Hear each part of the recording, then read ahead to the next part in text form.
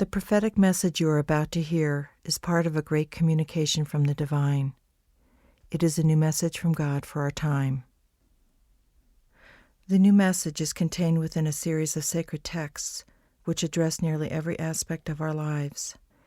Many of these texts can be found at newmessage.org, home of the New Message. There you will also find important messages from Marshall Vian Summers, the individual who is receiving this great gift for humanity. The new message from God is not part of any existing religious tradition. It comes anew, with God's blessing and intention for humanity at this time and for the times to come. The new message is here to bring confirmation to your soul, resolution to your mind, and direction to your life. Yet be prepared. The new message may challenge many of your beliefs and assumptions, and the beliefs and assumptions of your culture. It is appropriate that a new message from God would do so.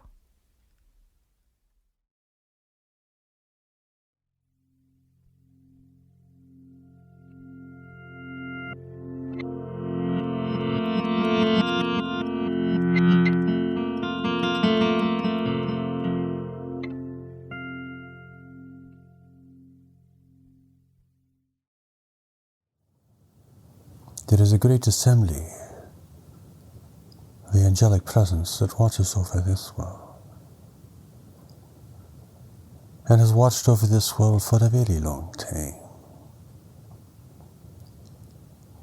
How different this is, however, than people's notions and beliefs. The way that such great beings have been portrayed in the past, in your books on religion, on the testimony of certain people.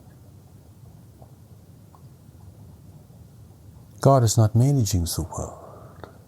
God is not running the climate. God is not moving the blood through your veins or pouring the waters over the cliffs or germinating the seeds in the ground.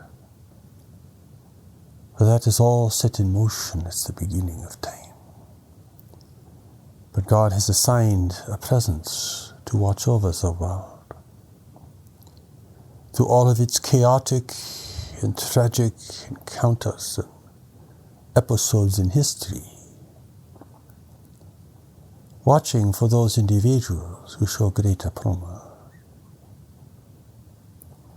bringing things into the world at certain key turning points in humanity's evolution, sending one of their own into the world to bring a new teaching, a new understanding, to change the awareness of humanity, and to alter, if possible, the course of humanity in a positive way.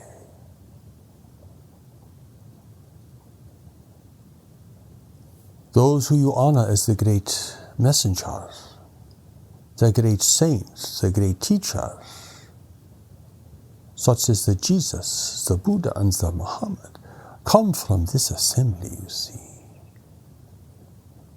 But when they are in the world, they are human beings. What distinguishes them is that they are here on a greater mission,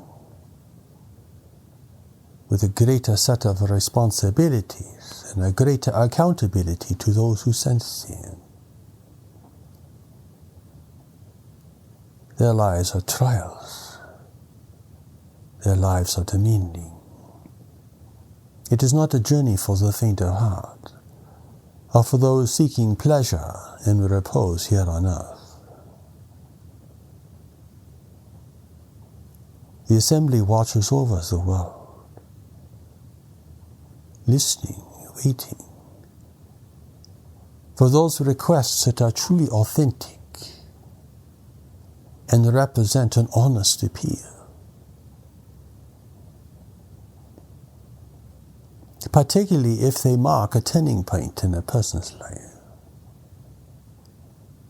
Particularly if they show a greater demonstration of desire for contact.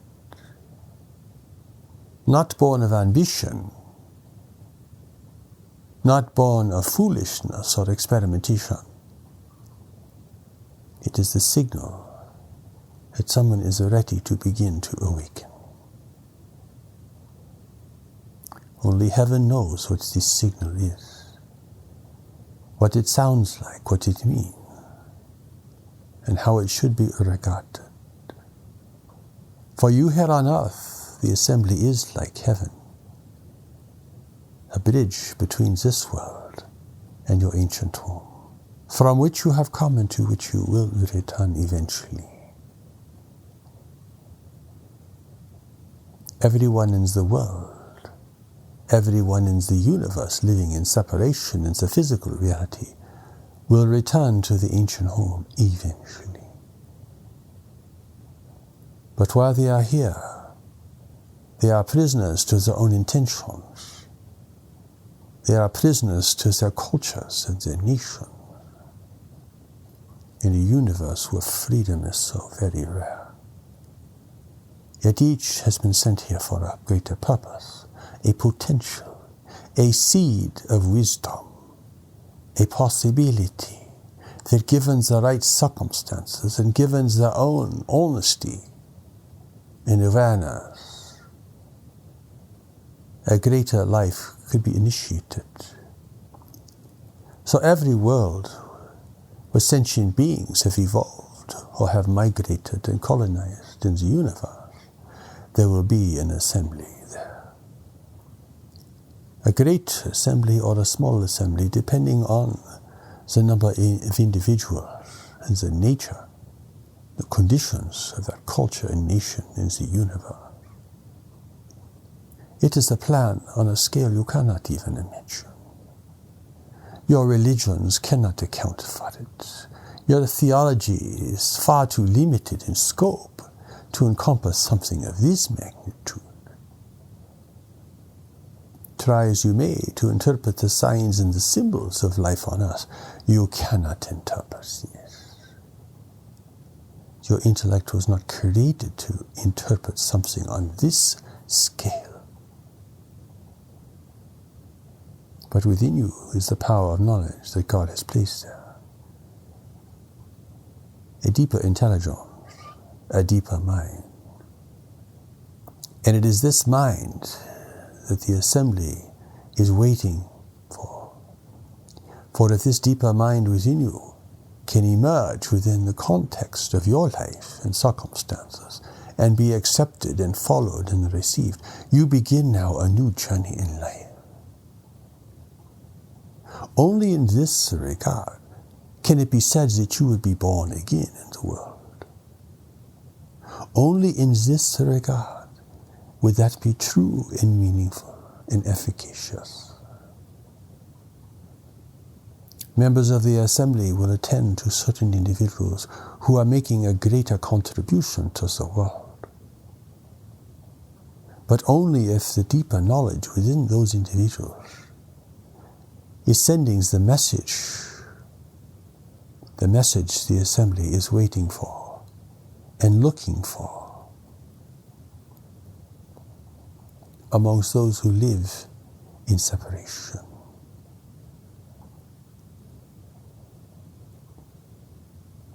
God allows you to be in separation.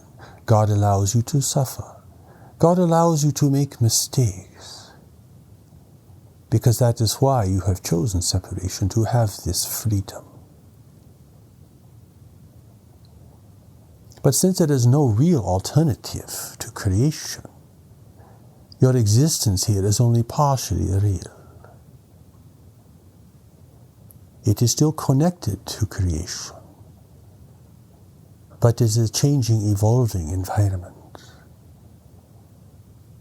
An environment where your life is temporary and greatly challenged and greatly endangered by many things. Where error and failure will be the consequence of living without this knowledge to guide you. God allows this to happen because you are made to be free. You are even free to try to not be who you really are. You even that free. But you can never succeed in separation. because knowledge lives within you. It is the part of you that has never left God and still responds to the power and presence of the Lord of creation and of creation itself. Think of your religious teachings in the world, the stories, the teachings,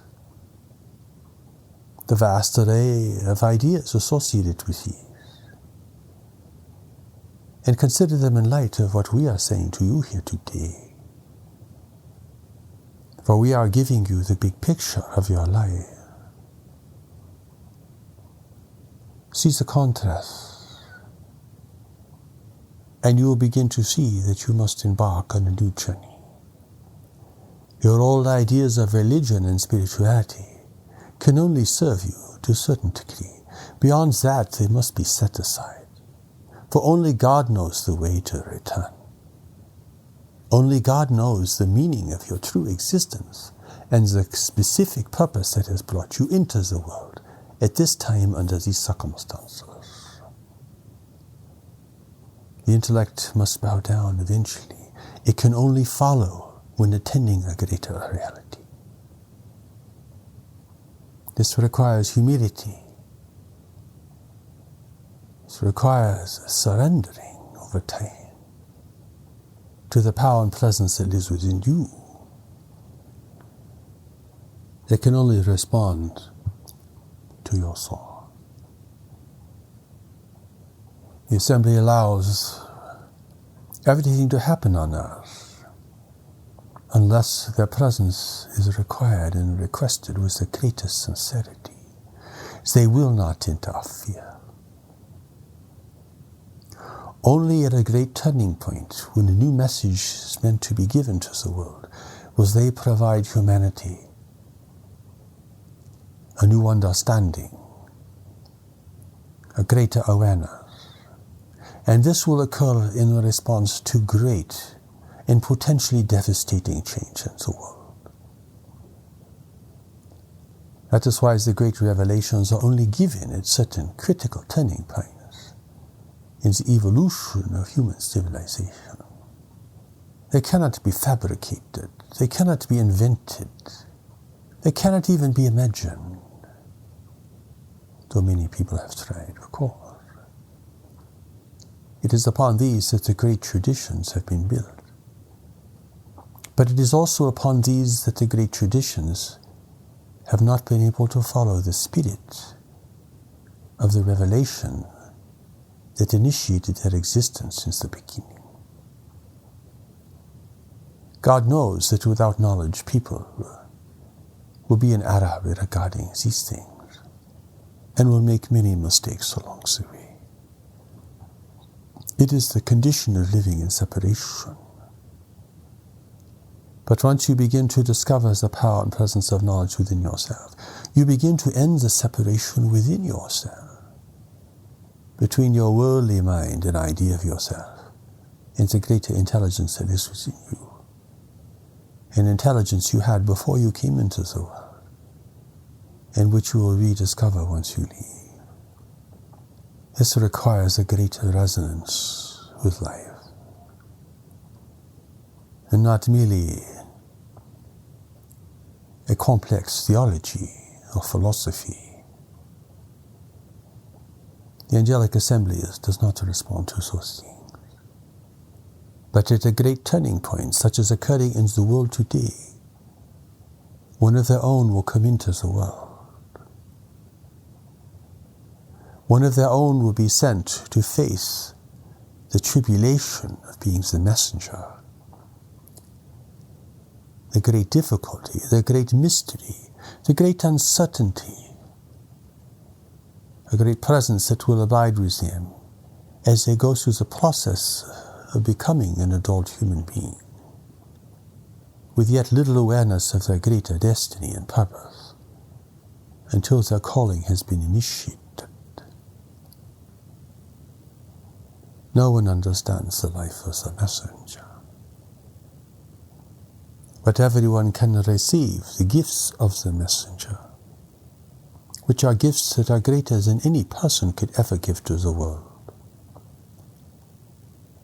gives far more long-lasting, pervasive, powerful, and inspiring than any person could ever create or invent. People may have compelling ideas, but nothing that can transform the life of a person in the most natural and beautiful way. That must come from heaven. It must come through the assembly that interprets the will of God. For God of the universe is far too great to be preoccupied with this world. The God of countless galaxies, dimensions, and creation beyond the physical manifestation, which is even greater. So great that there is no possibility you could comprehend its scope and its great inclusion in life. The Lord of a billion races and more is certainly beyond any theological principle that has ever been created in this world. But it is part of God's new revelation, you see, because humanity is emerging into a greater communion of life in the universe, and must now begin to think of God in a greater panorama. For to understand what God is doing in this world, you must understand what God is doing in the universe. And for the first time, the revelation concerning this is being given to a humanity that stands at the threshold of space, to a humanity that stands at the threshold of destroying the environment of the world and driving itself into ruin and catastrophe. It is the greatest threshold humanity has ever faced, and the most consequential. Everything will change, and is changing even at this moment. And because of this great turning point, God has sent through the angelic presence in assembly a new revelation for the world. A revelation about life in the universe and the work of God everywhere. Not based upon a tribe or a region or upon natural phenomenon or upon the limited history of a group or a nation, but upon the reality of life everywhere.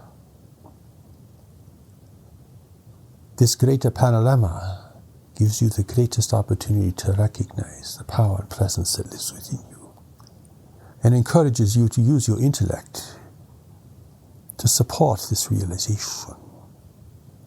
For this is what it was created to do, and this is its highest service to you.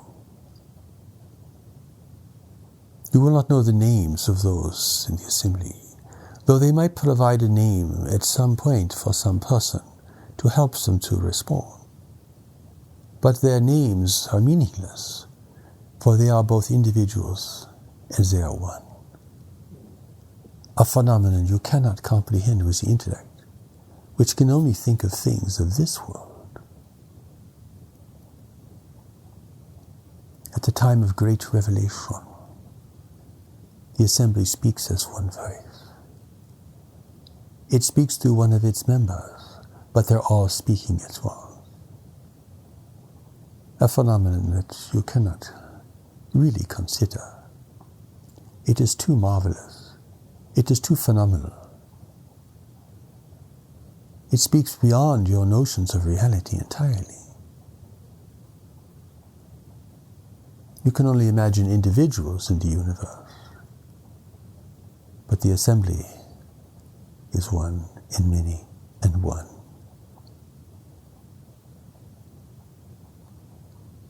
Because they are so close to heaven, you see, where the many are one and the one are many. Your focus in life is not to become enamored with the assembly or to concentrate on the assembly, for their purpose is to engage you in the reclamation of the knowledge that lives within you. For you must be the one who chooses. You must be the one who faces the consequences and the difficulties and the blessings of your decisions, you're the one who must choose to receive or to decline the great offering. You're the one who must be responsible for everything you do. So do not go around telling people that God is guiding you to do this or that, for that is irresponsible. You must say, I am doing this because I feel it is the thing that must be done. Claim no other authority, for you do not know for sure. You cannot know the assembly or the power of the presence that lives within you unless knowledge has been activated within you and is beginning to emerge powerfully in your life. Do not create a romance about your angelic experience, whatever it may be, whether it be real or fabricated, because it is all about the emergence of knowledge within you, you see. The assembly is only concerned with this, for until this happens, you are not reliable, you are not responsible, you are not courageous, you are not authentic. You are still subject to the persuasions of the world and to your own fears and preferences. You're too weak. That is why you must be elevated within yourself through a process of great transformation that can only be initiated by the assembly. You cannot initiate yourself. You can meditate for 20 years and not know of the power and presence of knowledge. It is your prayer, given now with the greatest strength, urgency, and authenticity, that calls the assembly to you. You pray not for advantages or merely protection from harm. You pray to be redeemed, not knowing what this means, not trying to understand the redemption, not thinking you know how to purify yourself, for only the assembly knows this thing. It is a marvelous thing, you see. It is the greatest miracle of all. It is the miracle that creates every other miracle. God has now sent a new message into the world to prepare humanity to face a new world experience and environment, and to meet the great challenge of preserving and uniting human civilization. God has sent the great revelation into the world to prepare humanity for its encounter with life in the universe, the greatest event in human history, and the one that poses the greatest challenges, difficulties, and opportunities for the human family. A messenger is in the world.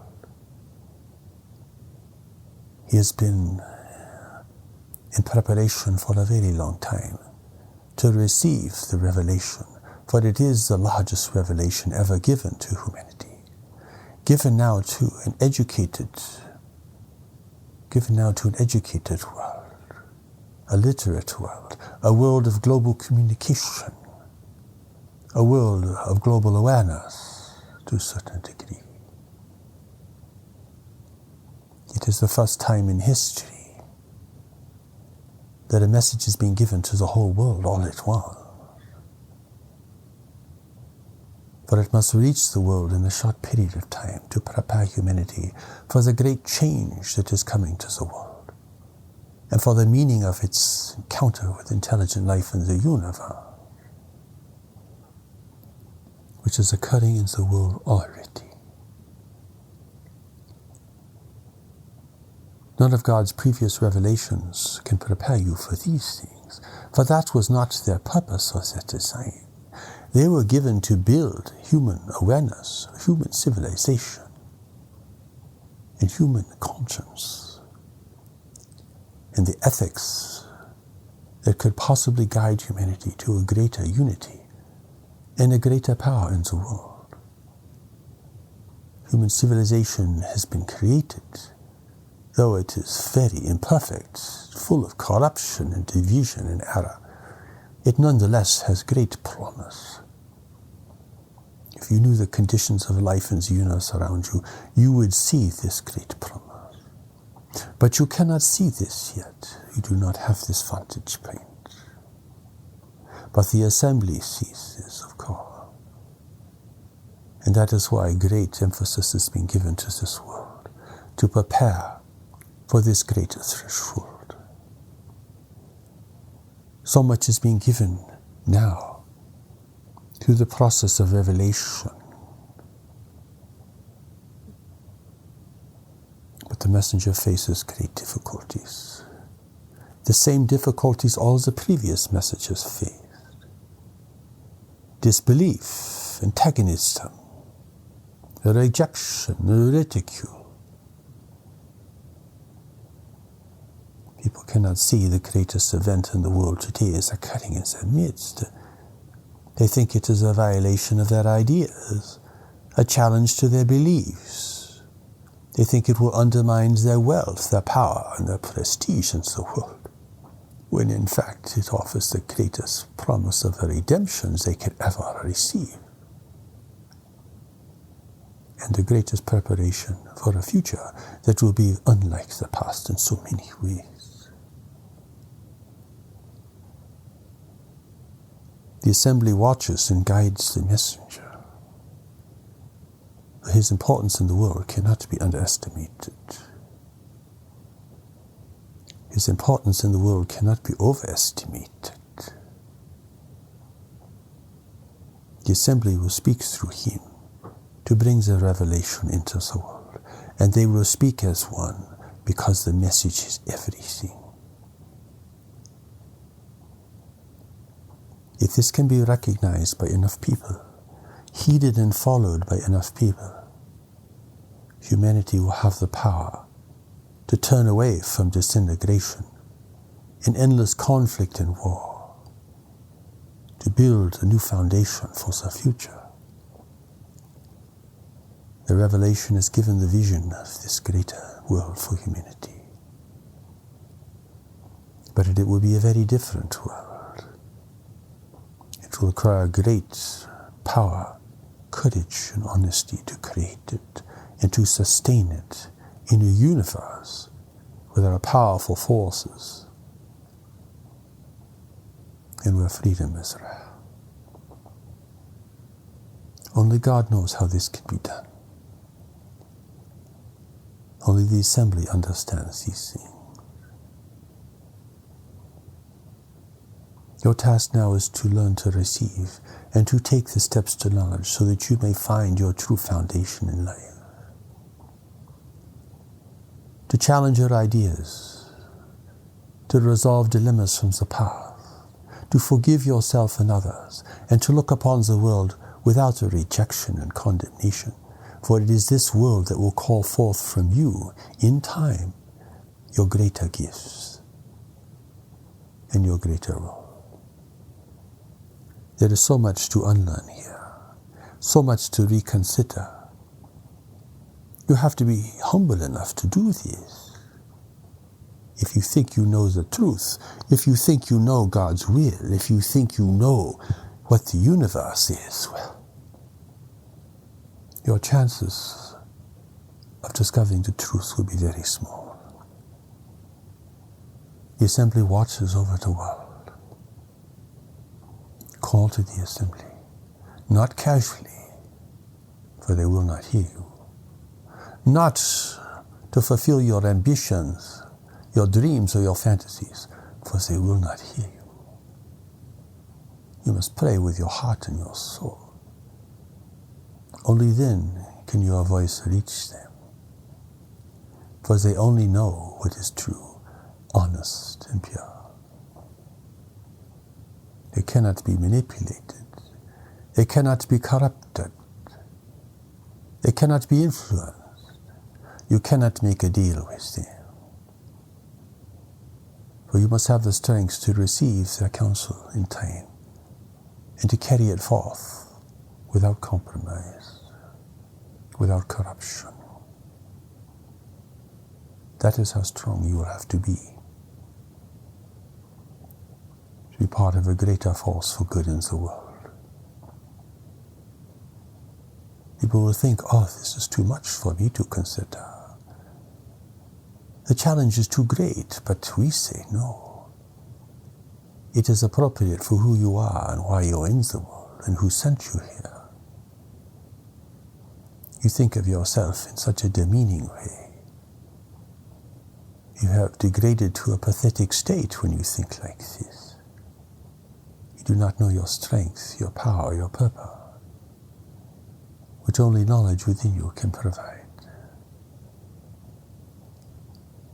The assembly watches and waits for those who can respond to the message that God is sending into the world at this moment. For the messenger is now coming forth to speak, to proclaim, and to teach the revelation. He has been withheld for a long time until the message was complete. Now it is complete, and the world is in great need of it, greater than you can realize at this moment. The messenger represents the assembly, though he is a human being, and though he is imperfect, for all human beings are imperfect. He has made mistakes, but all the great messengers have made mistakes. It is the power of heaven within him that is his strength, that is his banner, that is his shield. You can destroy his body, but you cannot destroy his message. And you cannot destroy what he is bringing into the world, and the power and the presence that has sent him here. Power and presence that waits for you to respond. For the gift is now before you. And heaven watches and waits to see who can receive, who can recognize, who can take the steps to knowledge, and receive the gift of a greater life in a world that goes darker and more uncertain with each passing day.